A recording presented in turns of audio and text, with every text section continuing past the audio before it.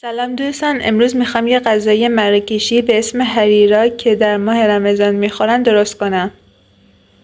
نخود و عدس رو از شب قبل خیس میکنیم با آب داغ. گوشتی که به قطعای کوچیک خرد کردین با سخونش بریزین تو مرتبه. کره اضافه میکنیم.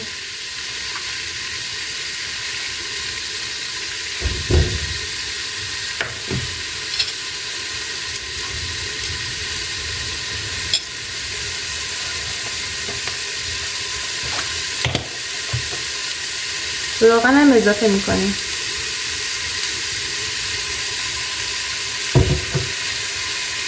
واسه 5 دقیقه صبر کنیم تا بپزه. به هم بزنیم. شعلتون یکم زیاد باشه. کمی هم بزنیم. ادویه‌ای که براتون نوشتم رو میریزیم.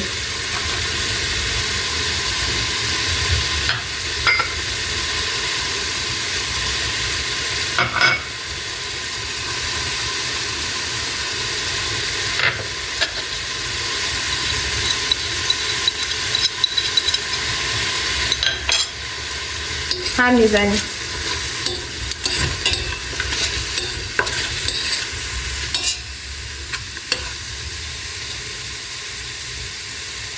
شعله رو کم میکنیم.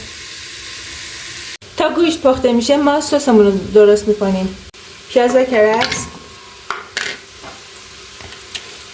سبزیامون،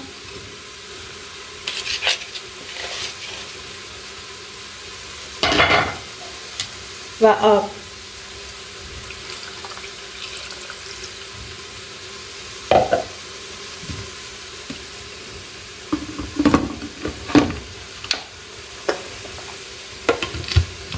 میذاریم هم بزنیم.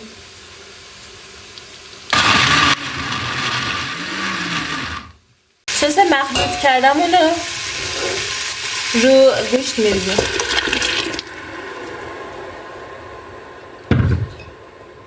شعله رو متوسط بذارین. نخود و عدس رو بریزیم.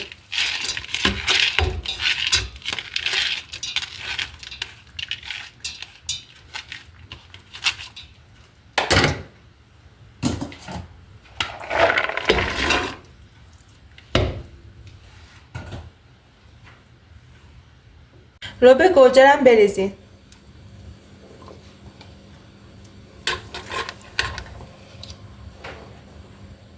در زودپز یا قابلمه رو ببندین و واسه 30 دقیقه بذارین بپزه. بعد از نیم ساعت 1 لیتر آب میریزی و میذاری دوباره واسه 20 دقیقه حرارت ببینه.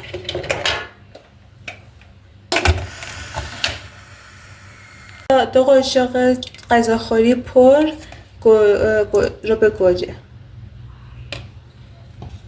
یه محلول از آب و آرد درست میکنیم. وقتی آب داغ رو توی پارچه ریختیم آرد رو الک میکنیم. این محلول واسه اینه که غلظت سوپمون رو بیشتر کنه و اگه نخواستین میتونین این کار نکنین. حالا محلولمون رو میریزیم.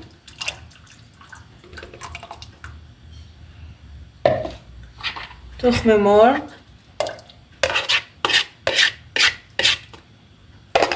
و ورمیشلمون رو واسه 10 دقیقه میذاریم بپزه.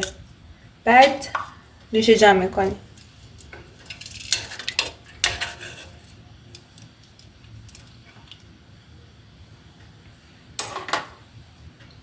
واسه 10 دقیقه که میپزه ما در زودپز رو نمیذاریم.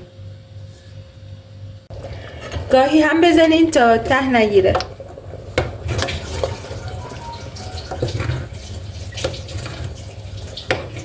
و اینم نتیجه کارمون. سوپمون الان حاضره که بخوریم. نوش جان.